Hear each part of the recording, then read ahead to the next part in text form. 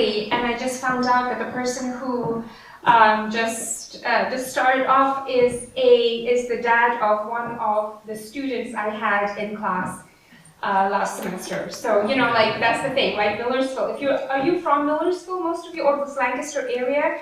You know that everybody, well, if you're from Millersville or one of these smaller towns or in Lancaster, everybody knows everybody somehow, you know? So I'm always telling my two teenagers who are 15 and 13 that whatever you do, my husband also teaches at Millersville, and I'm like, whatever you do, rest assured, we're going to hear about it before you get out of school. So, all right. So yes, I do teach. I've been teaching at Millersville for almost 20 years, actually 20 years at this point. One of the classes I teach is a logic-based class, and we cover permutations as one of the topics.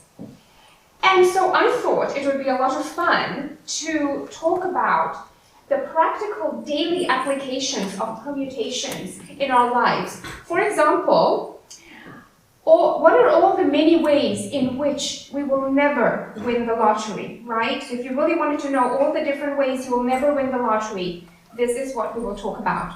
Or, for example, if you want to think about how many ways can I move around my special in-laws for Thanksgiving around our table, like what are the many ways I could possibly move the mother-in-law who does not get along at all with the father-in-law still after 30 years. This, you know, like how can I use permutation for that? Yeah.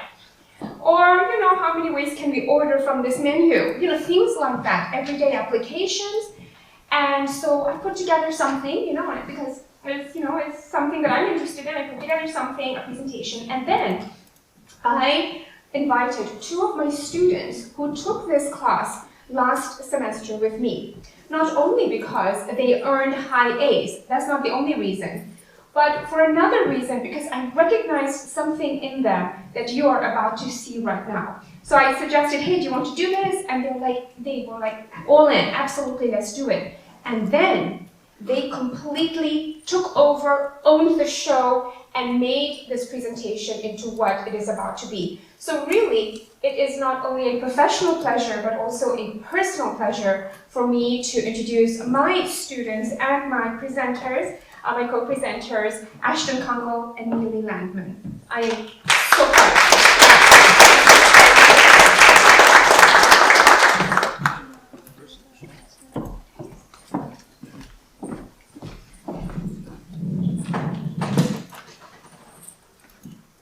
So for the most part, we will actually be presenting over here because of the whiteboard. Can everybody hear me?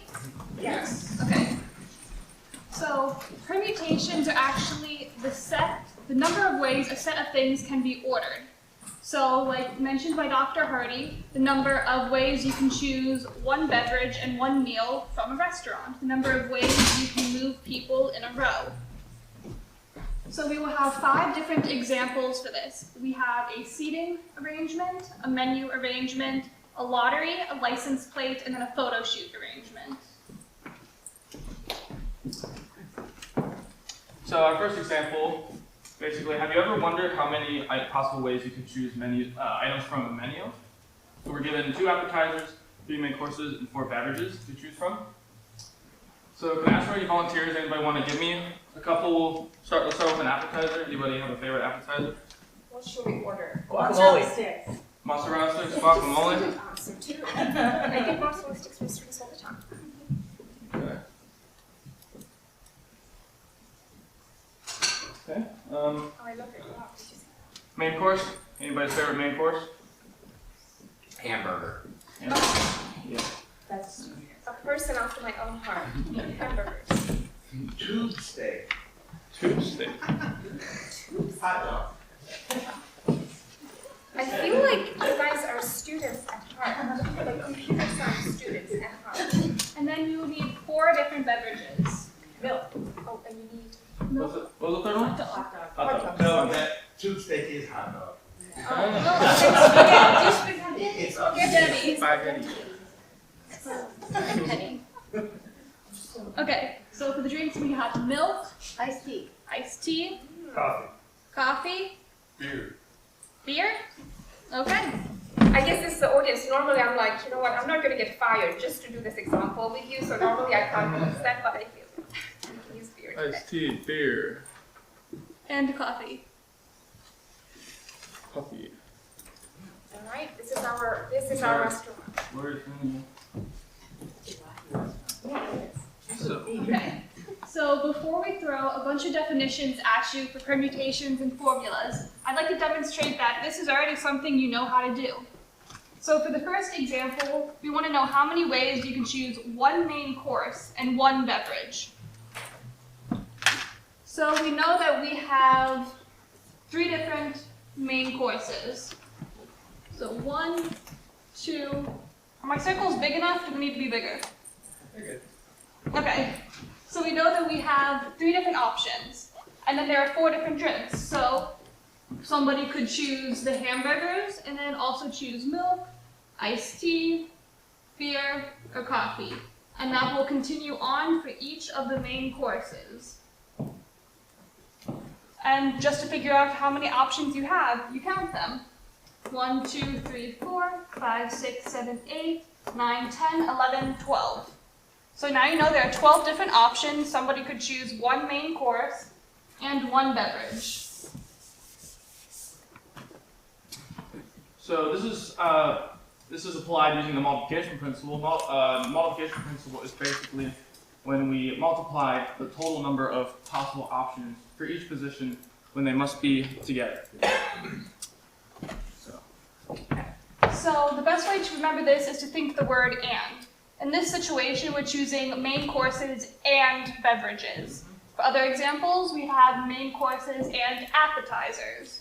If you're using the word and for the items, you're going to want to multiply them.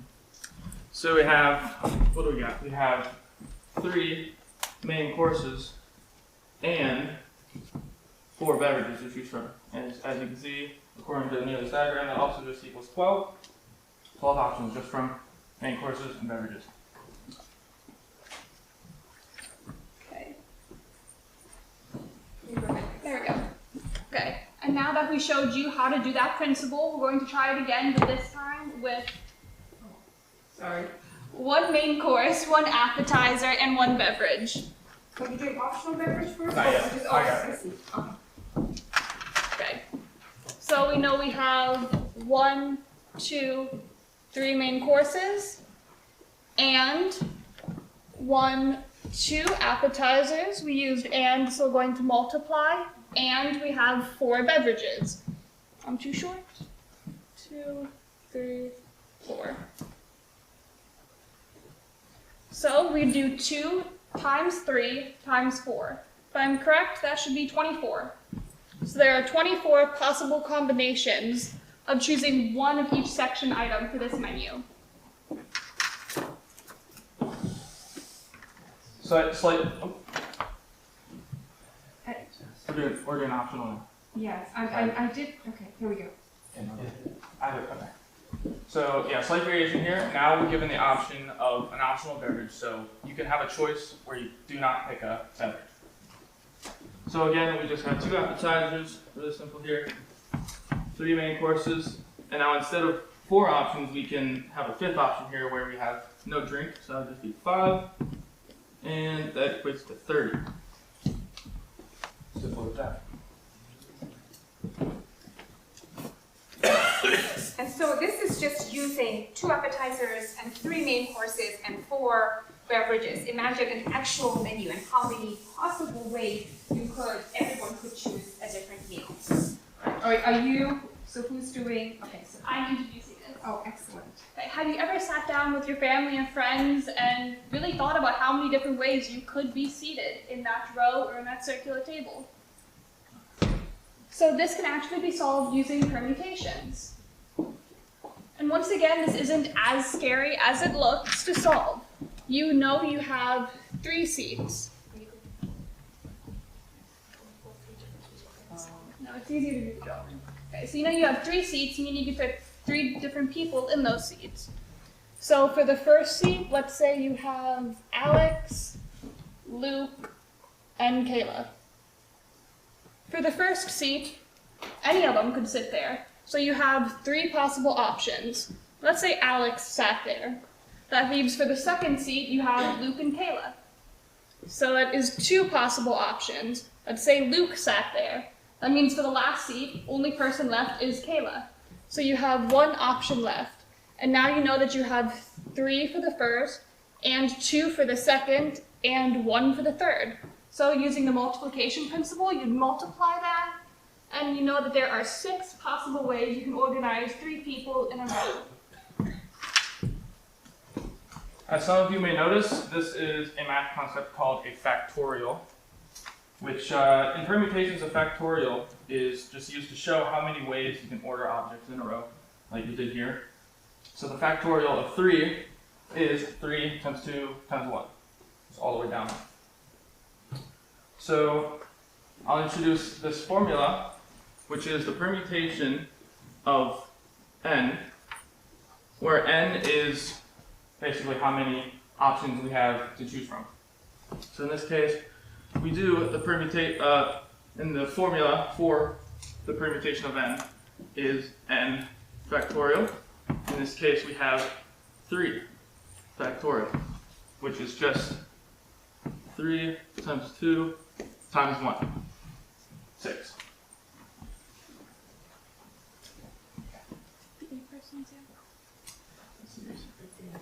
So that was for 3, pretty simple to explain in a drawing, but now we're going to do something a little bigger. Imagine if you have maybe a massive conference somewhere and you have 100 people. You don't want to think about it as thinking about how many. Yeah, that's true, right? Right. So we're going to do P of n equals 8 now, which is just the factorial of 8. Your n is 8, so it's 8 factorial, yeah. N is Your 8 n factorial. is 8, yeah. Yeah, n is 8. 8 factorial. 8 times 7 times 6 times 5 times 4 times 3 times 2 times 1. And the number is obnoxious. Whatever the value is, it's actually a horrible long number. You know, like if you just had 8 people, how many ways you could move them around? It's absolutely, yeah, it's mind-boggling, really. Or are you going to calculate for us? Sure. Okay. I love it. I just leave it as 8 factorial in my class because, you know. 40,320 different options. Yeah, so if you just have 40,000. 8 people and you wanted to seat them in a row, you have 40,000 plus 40,000 ways to move them around. I mean, that's, you know, like there's a reason I don't think about it. Okay. Oh, you want me to go to the next slide, right? Now. Sorry, I have a clicker back there. So. Oh, yeah. perfect. Thank you. Yeah, Yeah. take it on. Okay. Alright. Now we're going to talk about if we're sitting in a circle, how many ways can we order n amount of people? So again, we'll do the example of 3. So we have, let's see, we have 3 options for a circle. Pretend we have a circle here, right? 3 people sitting in a circle. You can have person A sitting here, person B. Here, let me first explain that we started out with a line, and that has 2 ends. But a circle that has no beginning or end, right? So it's kind of confusing where to start and end. So if we have no beginning, I'm going to pick a starting point. This is our starting point, right? A is fixed in that position. Then we're going to move every other option around that fixed position. So we can put B there and C there, for example. So that's one way the 3 people can sit. And now here we go again, A in its fixed position. And something else we can do, we can put C here, and we can put B here, right? So I don't know about you, but I can't really find any other way to order these. Ask them if they can, though. Maybe they can. Maybe Yeah. they will give us some options. Yeah, do you think there's another way we can arrange these letters in a circle? Can you give us another option? Let's just do a circle around that. Like, is there anything else we could do? Would A have to move? Wouldn't A have to Well, move? you can move it if you want, but would you want us to move A here, for example, and do that? Would that be another option? I don't know, it depends on how you look at the circle, I guess. That's true. It is. But anything else like look Exactly. your mother knows. So but do the right left part so that Right. we can okay. Okay. So if you look at it, so we have people sitting here. I'm gonna say this is A's right, even though it's like A's left. If we're looking from A's perspective, but on the right of A we have B. On the left of A we have C. On the right of A now we have a C. On the left of B on the left of A we have B. And then this picture here is just a different orientation of the first one. It's just moved with it. Yeah. Counterclockwise. Yeah, so we have B on the right of A, C on the left of A, and that is equivalent to the first example, the first sitting there. So, as you can see, And so if we had them sitting in a row, we have 3 positions, right? But what happens Yes. when we, Ashton and Neily, what happened when we put them in a circle and we had to use one as an anchor position, for in this case A, we used A as an anchor position, so what happened? We lost a position, right? Do you agree? Whereas we had 3 before, now even though we have the same 3 people, we have lost a position. right. So, this would be, I mentioned the permutation formula earlier. We have permutation of, instead of n, it would be n minus 1, since we lost that one position. So you can think of this first one I write here as our fixed position A. And then 3 people, n is 3, 3 minus 1 is 2. So this will be 2 factorial. So we have our fixed position A, and 2 other options for the 2 other people. So this is our factorial of 2 times 1. And that's simply 2, which is why we have 2 options for seating. Neily, since I took your line, what if we had 8 people in the same circle, in the circle instead of, what would we do? So, as mentioned, we know that we use a factorial for sitting in a row, so it makes sense we use a factorial for sitting in a circle as well. We know that the factorial can't be 3 factorial because there's only 2 possible options. The factorial of 3 is 6, but the factorial of 2 is 2. So logically we know that if we want to continue using the factorial, we now have to use 1, which as she explained is because we are placing A. So there's only 1 person that can go in that slot, meaning there's only 2 people left. So for the first one, you have 2 options to place them. Then for the other seat, you have 1 option, because A does not move. He doesn't get a choice, he's stuck there. Which explains the logic behind using the n-1 factorial. So say we had a seat of 8 people, what would you want to make n? 7. You'd want to make n 8, then minus 1, you'd get the 7. Just a couple steps ahead. But 7 factorial would be the answer for the number of ways you can sit 8 people in a circle. And so instinctively, I mean, sitting people in a circle is actually a more intimate setting. Have you noticed that? And so it's also mathematically sound. Aren't the leftmost circles only equivalent if you only care about the relative position of the people at the table? What if there's a light source or plant or something? It matters where A is positioned on this fixed circle rather than just A's relationship to B or C. In that case, would it not still be a line? Would you not just use the first factorial? Yeah. But in this case, we're just assuming that it's just a normal table, and spatially, we're just not taking anything else into consideration. Yeah, but you're absolutely right. We can put other conditions in that would then take away the basic formula. Sure. Yeah, that's a good question. Oh, yeah, okay. Somewhere.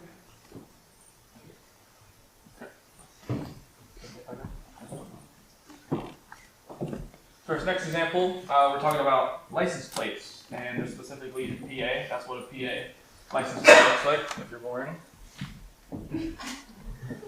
I would take ABC anytime, so I can at least remember mine. This problem can also be solved using permutations.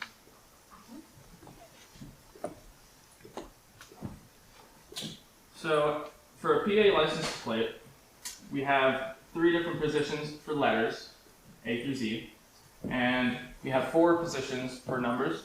So 0. Ashton, I'm sorry to interrupt you. So when you write that out, will you ask the audience what they think it should be? Right. Okay, let me draw some lines.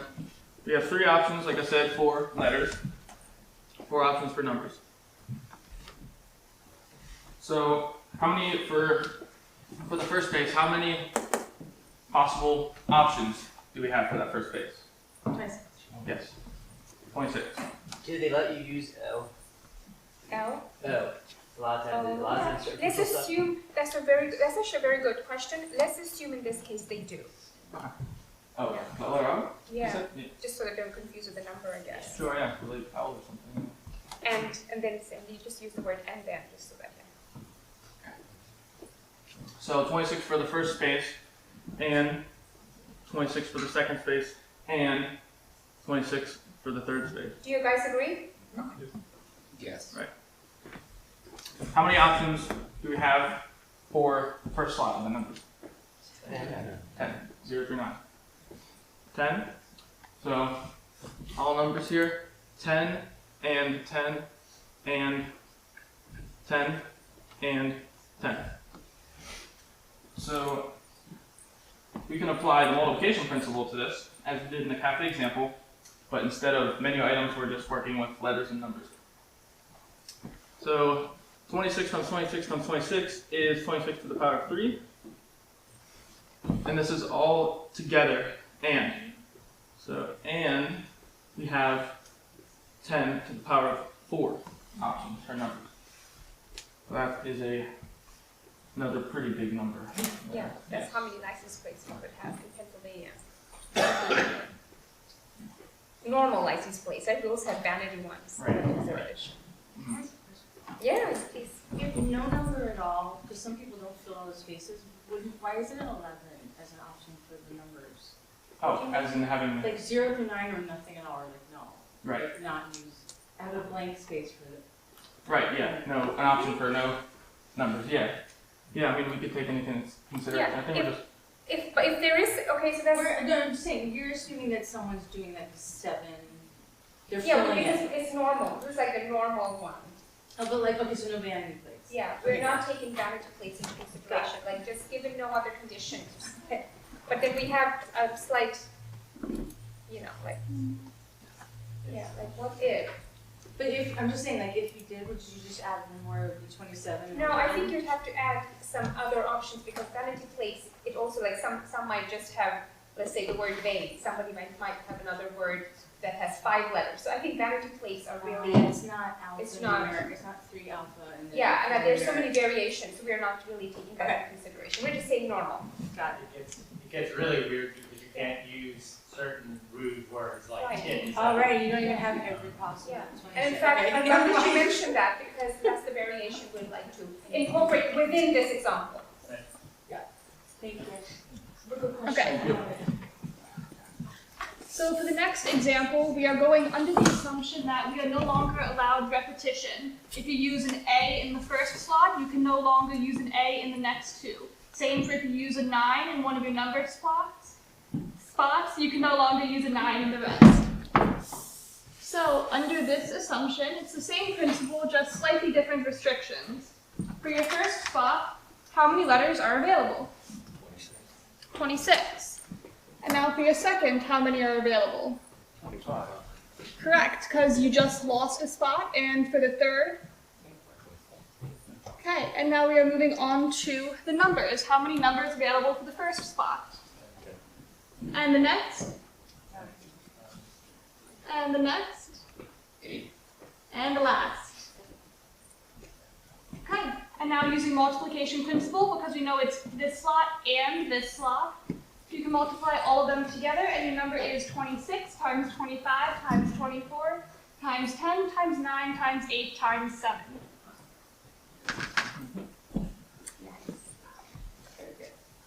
All right. The next one, we're going to remove some vanity license plates. So how many license plates could we have if we want to remove any with the letters KKK? Because we do not want that on license plates.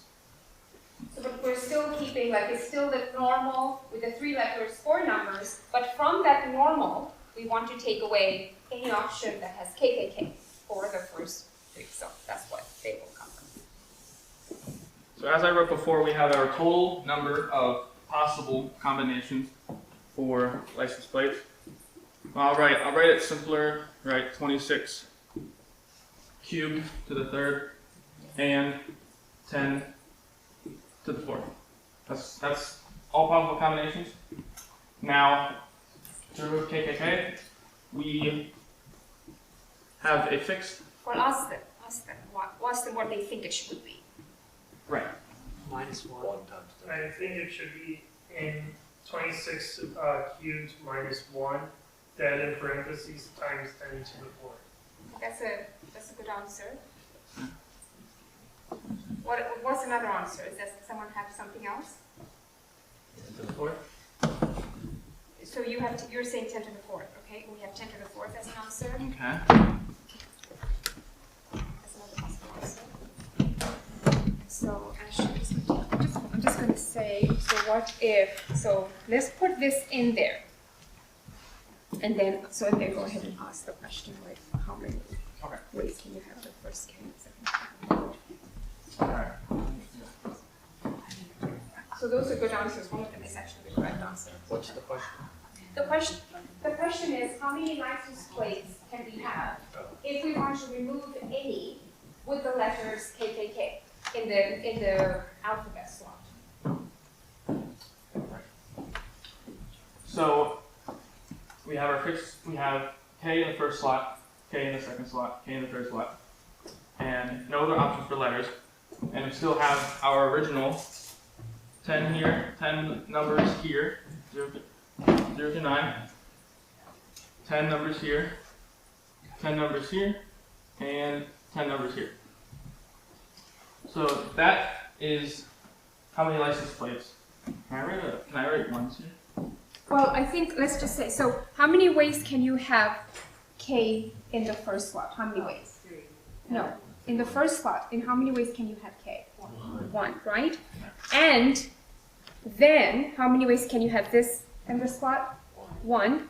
And then, how many ways? 1. So of course, this being a total of 1. Do you see that?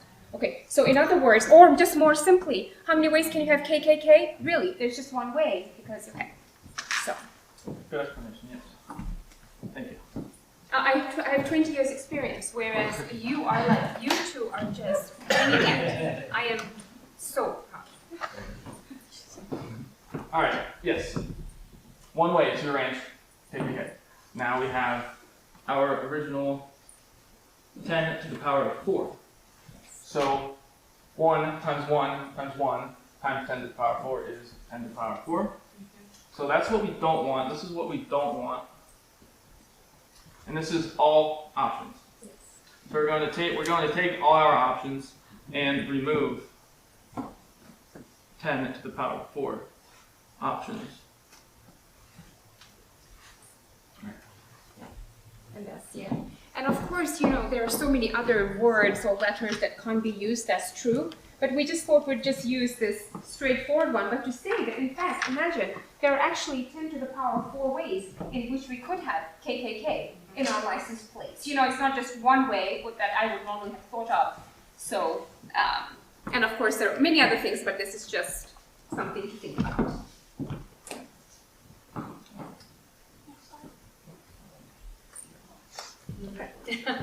And now, the question that some of you may wonder if you do anything that girds betting, gambling. Why do so many people not win the lottery? The answer is because of how many sheer possible number combinations you can put in. And now, actually, for this problem, you should know how to do this. So, for a lottery ticket in our example, you have 6 slots. 1, 2, 3, 4, 5, and 6.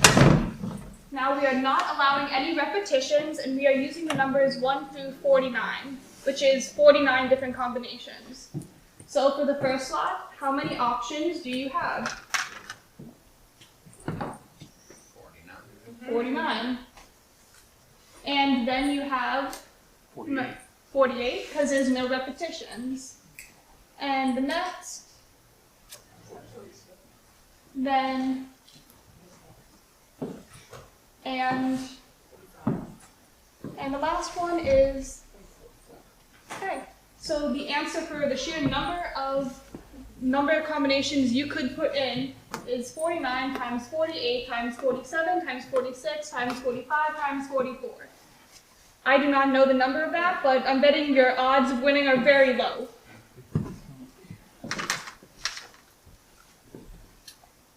What do we got? We got an audience member, did a calculation. 10 billion. Oh, that's. Which is why we're all here on a Saturday. Does it change anything that more than one person could hit the magical combination? Like it doesn't, does that mean you only think it once, but multiple people can hit it? Oh, I'm sure, because that would be a question of probability and statistics. I mean, we're just saying how many ways could. How many combinations? It's really, what if you want to think about it, how many ways are you not going to get it? It's more the way. But I mean, but that's what you're asking. So a very good question, but it's a question of probability and statistics. So just, yeah.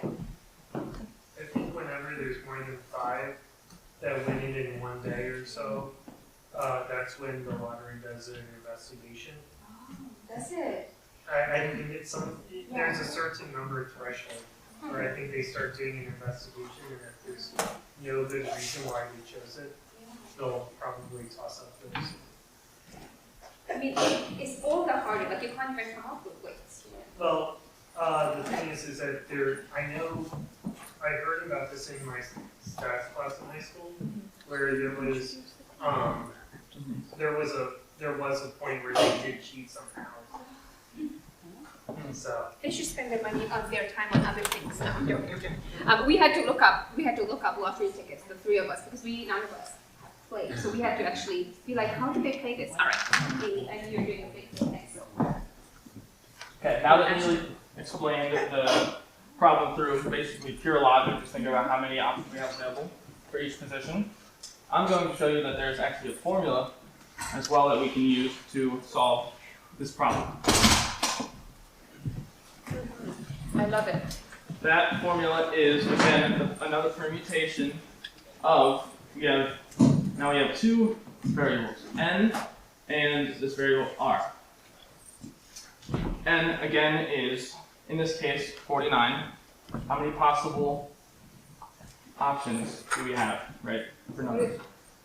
So n is the total number. So how many possible numbers do we have altogether? No, just how many possible numbers can we have to choose from? Somebody said 49. Okay, So so where whoever you said going? it, we're going to put it here. Okay, so n is 49. Right, n is 49. So, right here. Yeah. 49, and r is, we have 6 spots we're going to put those numbers into. So 49, n is 49, r is 6. And the formula for the permutation of n and r is n factorial divided by n, the factorial of n minus r. Yes. Which in this case, if we write it out, try and fit it here, n factorial is 49 times 48 times 47, all the way down to times 1, right? Well, I'm obviously not going to write that all, but I can write the first few, if I can fit it. 40.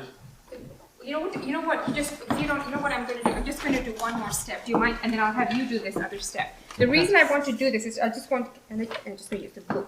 What I want you to see is that it translates as 49 factorial over n minus r. So 49 minus 6 is, somebody tell me, 43 factorial. Is that right? And so Ashton, I'll have you take over. And then the next step that Ashton was doing was 49 times 48 times 47 times 46 times 45 times 44 times, do you agree it is 43 factorial over 43 factorial? Do you see that? And so Ashton, you like that. Right. So we're not going to write it all out, but... So just cross out the 43 factorial and 43 factorial, Yeah. showcasing. Yeah. That is the same. If we divide, yes. Right, so if we follow the formula, we can see that we have our original answer of 49 times 48 times 47 times 46 times 45 times 44.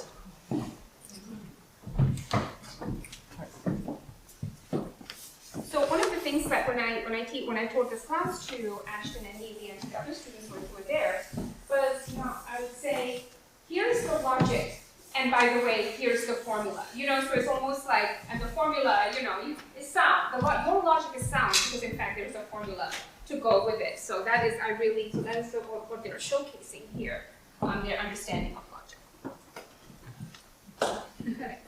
Now, the last example we're going to give you is really going to test your knowledge. So, for your guys' use, I do have the basic formulas we gave for you written down, and by now you should know the multiplication principle. So, for this example, we are doing a photo shoot between two different teams. You have a red team and a blue team. Next slide. Okay. So, for the example I'm going to present to you, we are lining them up in a row.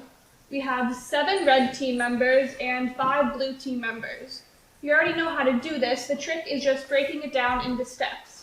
So the first step I'm going to give you is organize the 7 red team members in a row. Can anybody tell me what the answer for that would be? 7 factorial. That is a bad marker. Thank you. 7 factorial. Okay. And now we need to figure out where we can place the blue team members. So we know for the red, it is 1, 2, 3, 4, 5, 6, 7. They are already organized. But there is a specification for the blue team. The blue team has to be in between a red team. They cannot be standing next to somebody of their own team. So how many ways? How many places can these group go? 6. Okay, I love it. I love the answer 6. So why don't you showcase where they're getting the 6 from? Great. Is it not 8? That's the E. Yeah. Yeah, I may have confused you by saying between. They cannot be next to each other.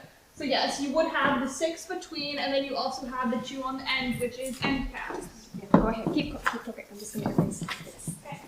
The next step is we now need to organize, figure out how many ways the blue team members can stand. You would want to use another one of these formulas.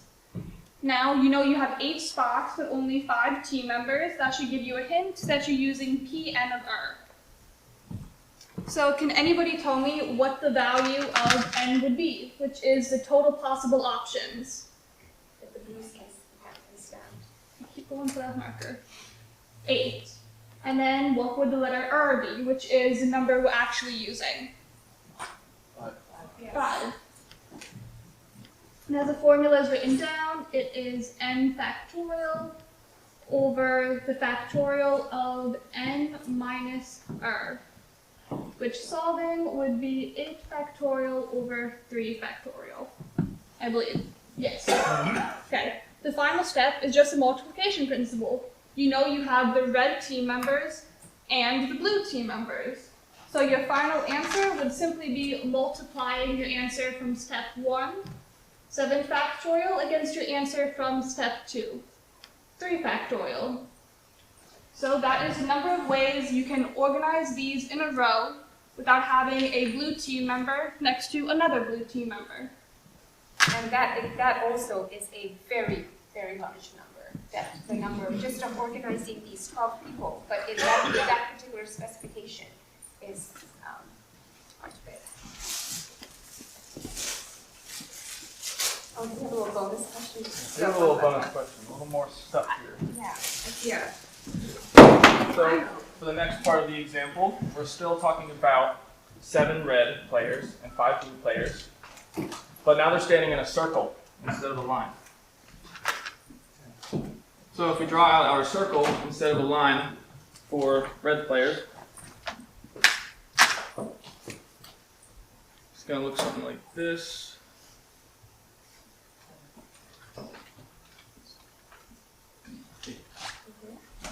Sorry, 7. So how many ways, if there's a circle, how many ways can these 7 people stand? 6. Very good. Good. Okay, so 6 factorial for the reds. Right. All right. P of n minus 1, because n is 7, and it's a circle, so we know that it's P of n minus 1, which is 6 factorial, correct? And now we have our blue players. We have 5 blue players.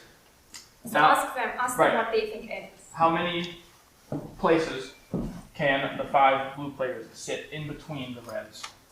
7. Yeah, 7. Right.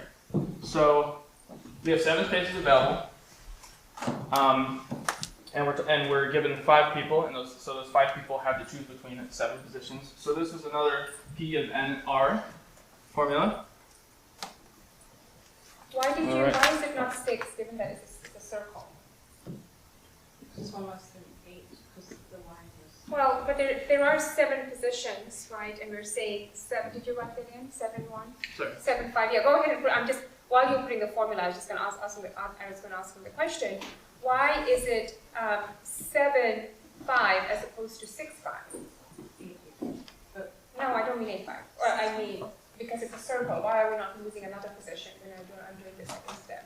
The same arbitrary relative position in the first example. Yeah, I already took care of it in the first step. Do you know what I mean? I already took care of removing one position, the anchor position. So now everything else is just as is. Like if I keep removing it, I wouldn't have any positions left. So that's why it is 7, 5, right? Because of the 7 possible positions, we're only choosing 5, and it's not 6, 5.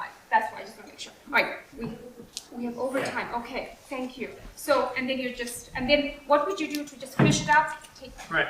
N factorial. Our formula is n factorial over 2 factorial. 2 factorial. N minus r 2 factorial. Yes. So and we then take. because we need them both. So we have red players and blue players, so we just multiply them together. 6 factorial and 7 factorial over 2 factorial. Exactly. Because we need them both. If you need them both, we use multiplication principle. And of course, we have something called addition principle, and that's when you don't need them both. But that's a different. Yeah. All right.